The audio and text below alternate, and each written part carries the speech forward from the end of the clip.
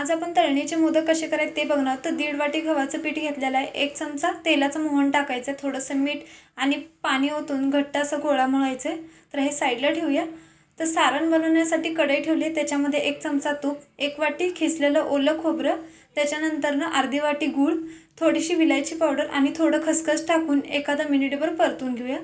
तर या ठिकाणी आपली कणिक जी आहे ती भिजलेली आहे। चपातीच्या उंड्यापेक्षा थोडंसं जाडसर असं लाटून घ्यायचं आणि टोपण घेतलेलं आहे डब्याचं, त्याच्या साहाय्याने आपण इथं लाटी तयार करून घेतलेला आहे।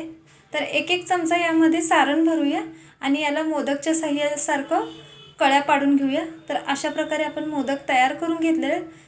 तर सर्व मोदक इथं तयार झालेत। तर तळणीसाठी तेल एकदम कडक करायचं आहे आणि मंद आचेवरती हे मोदक तळून घ्यायचे।